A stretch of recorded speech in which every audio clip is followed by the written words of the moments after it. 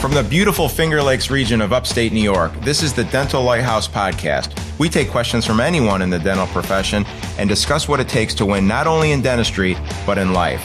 Business, leadership, relationships, parenting, health and wellness, money management, nothing is off limits on the Dental Lighthouse Podcast. I'm Jason Tenori, your host, and have over 20 years of experience to pull from. Learn from my mistakes and let me help you collapse time so you can become the best version of yourself. Yo, this is part two of our bonus incentive profit sharing musings, ramblings, ideas that just go in and out of Jason's head. If you have not listened to part one, I guess it doesn't really matter. You could listen to part two before part one, but if you want to do it the right way, you should stop this recording, go back to part one, listen to part one, and then come back and listen to part two. As always, love you. Reach out if you need anything. Have a great day. Let's talk about some of the team-based ones that have been extremely beneficial for me, mistakes I've made, stuff that I've learned, stuff like that. Excuse me as I grab a sip of coffee. So from a team-based one of the ones that we classically did at the beginning was just setting an adjusted production goal, right? And it was so arbitrary how we used to do it. We would do it by like, wow, we're having a couple $150,000 months. Let's set a goal of 160,000, right? So you would set that goal. You would tell everyone on the team, if we reach $160,000, I will bonus everyone $250. Like you just kind of came up with these numbers like out of nowhere. And again, you don't know what you don't know. And some of the young docs out there that are trying to motivate or incentivize B players to become A players, that's what you do. You just kind of guess. So what are some of the disadvantages of that? Well, actually, let's go over the advantages. The number one advantage by far when you have a goal associated with adjusted production is every single day if you're on track to hit that goal or not. One of the best things about those types of incentive plans is you get closer to the end of the month and everybody knows the score. Everybody knows if we're going to win or not, right? If you get to that final 3 or 4 days and it's within reach, it just motivates everyone for same day treatment and let's get the schedule full and stuff like that. So that's the advantage. It's really the only advantage, just been based on my experience. The disadvantages of that are you could be incentivizing the team based on cash that you don't have, right? So are you collecting everything that you produced? My mindset used to be collections is a front desk issue. It's not a whole team issue. And I can't expect my back office, my clinical team to be responsible for collections. That's one of the reasons that we're going to do this adjusted production goal. Well, the reality is I was very, very wrong. Collections is a team sport. Everything from making sure treatment is presented in the back before it's started, making sure financial arrangements are executed in the back before anything started, to as simple as making sure my hygienist and my assistants stop at the front desk if they look at the router and then there's a balance on there that's highlighted. That's what we do. Stopping at the front desk and making sure that Mrs. Jones realizes that she has a balance and she needs to pay it, right? Versus like, I'm so busy, I'm just going to walk this patient to the front door. I'll tell them, we'll call you to make your next appointment. That doesn't help collections, right? And if you don't have the money collected, then you don't have the money to pay any type of adjusted production incentive. So that's one of the primary things. The other things out of your control is, if money is locked up in insurance claims and you're going through denials and appeals, or a patient simply doesn't pay you, they commit to a financial arrangement and then they default because life gets in the way. They're going through a divorce, or their transmission just failed. And I can assure you that the dentist is going to be the last person that ultimately gets paid, gets their money, right? So that's one of the reasons I'm not a huge fan of adjusted production bonuses that are based on these arbitrary numbers, right? So the next generation of that was what we would call the BAM system. And I got to give props to Dr. Bruce Barrett at Productive Dentist Academy. I went to the second ever Productive Dentist Academy meeting back in man, it was like 2003. And I learned a lot from Bruce. He's a really good dude. So he would incorporate what he calls this BAM bonus system, and BAM stands for Bareass Minimum.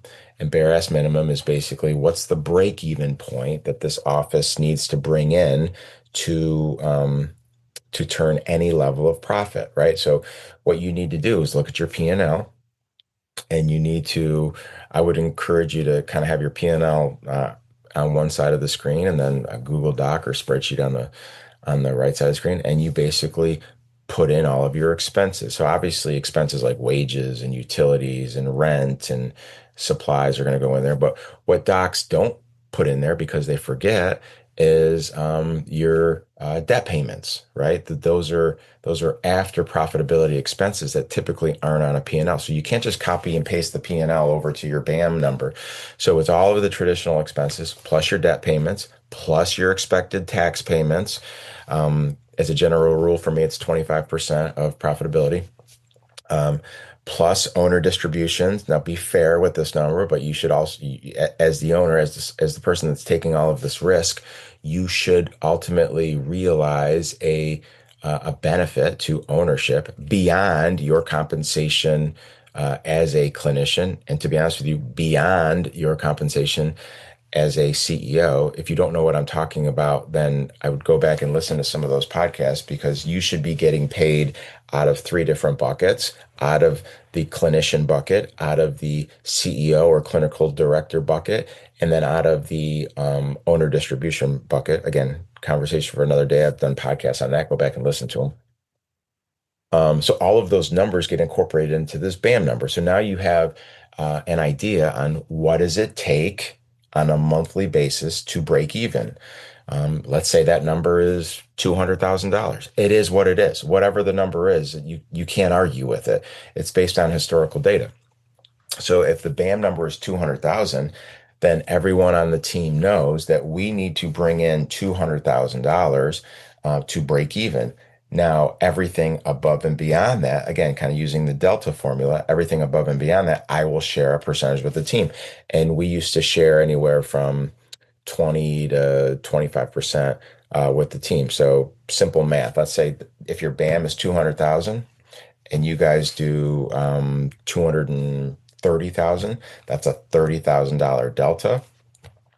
20% of that is 6 grand. So I would take that 6 grand and I would distribute it amongst the team. Now, how would I distribute it amongst the team? The easiest way to do is distribute it evenly. Full-time people get a full-time bonus, part-time people get a part-time bonus. The devil's in the details. And if you're going to incorporate something like this, you got to write down the details, because I can guarantee you it'll come up. So how are you going to handle someone that was on vacation that month? How are you going to handle someone that was late for work 3 times that month? I'm not going to tell you how to do that, because there's no right or wrong answer, but I can assure you not having an answer is not good enough. So these subtle nuances come up as you develop these plans. So make sure that you have answers for that.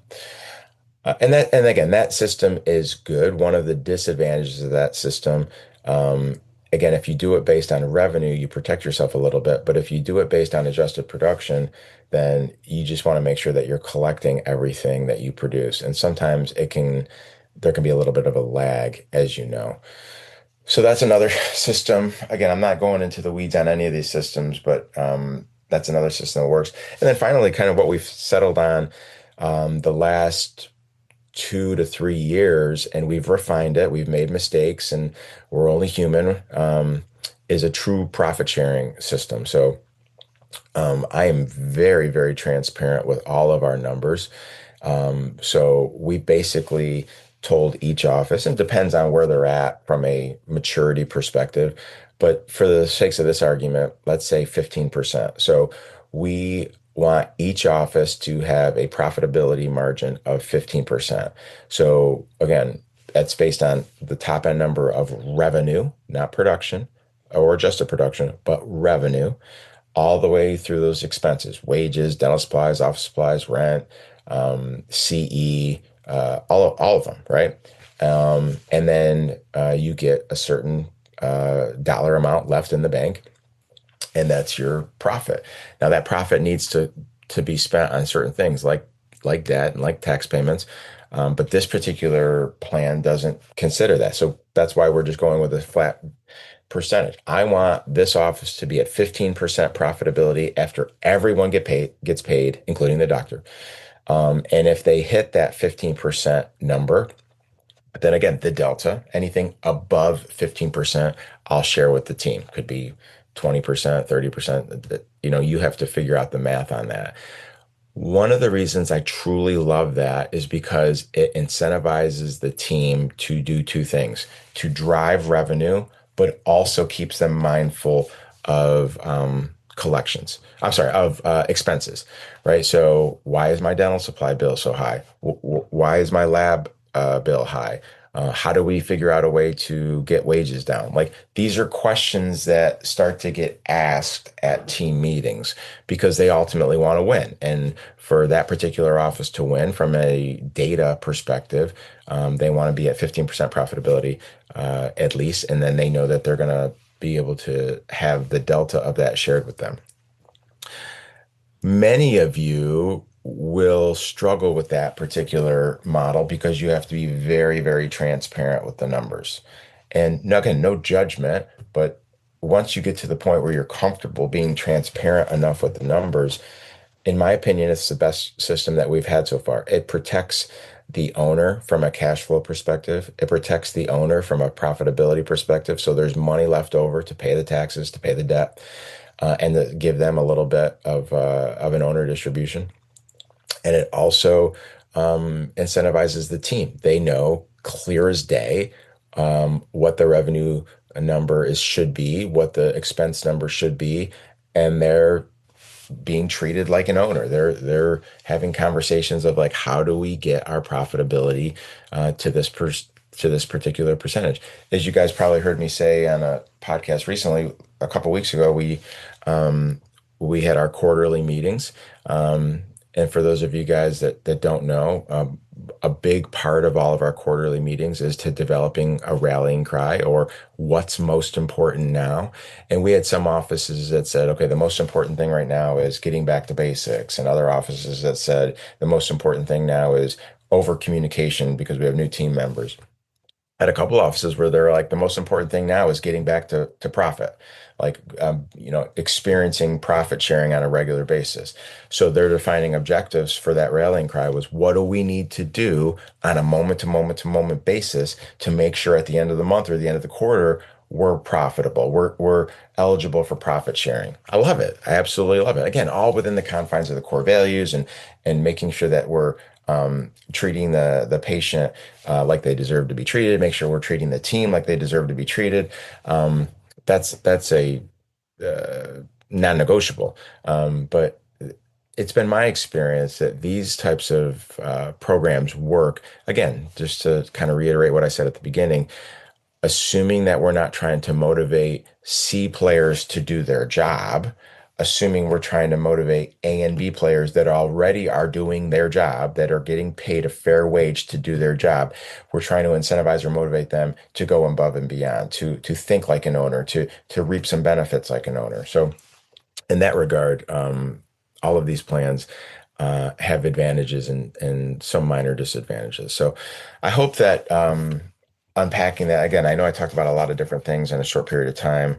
And if you guys want to go into the weeds or deep on any of this, don't hesitate to reach out to me. We can hop on a call or I can interview you for the podcast if you have specific questions that could benefit other listeners. My contact information is on the website at thedentallighthouse.com.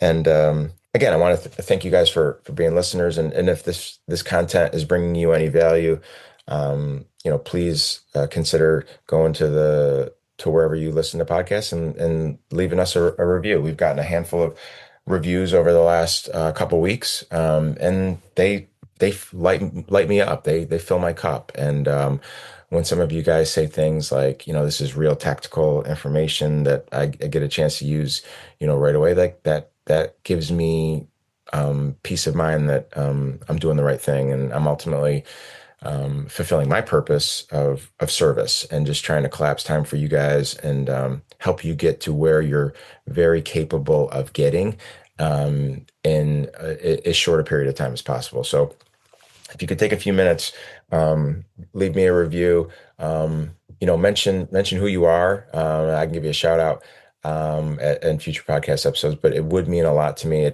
When the more reviews that we get, the more the algorithm works, and it gets this show in front of other dentists that I think could benefit from the information that we're talking about here. So thanks for listening, guys. Love you guys to death. I'm always available for anyone that needs anything. Again, contact information is on the website, thedentallighthouse.com. Have an amazing day. Thank you. That wraps up another episode of the Dental Lighthouse podcast. You have a choice today. Choose to be a lighthouse. Lighthouses are powerful and steadfast. They are beacons of light for others to reference when life gets turbulent. Go out into the world today and become a lighthouse for someone. Give more than you get. True joy comes from serving others. Start today. I'm Jason Tenori, your host. Thank you for listening to the Dental Lighthouse podcast. For more information, podcast show notes, or links to anything that we have discussed today, please check out our website, thedentallighthouse.com. We would love to hear from you. If you would like to get on the show, please email us at podcast@thedentallighthouse.com.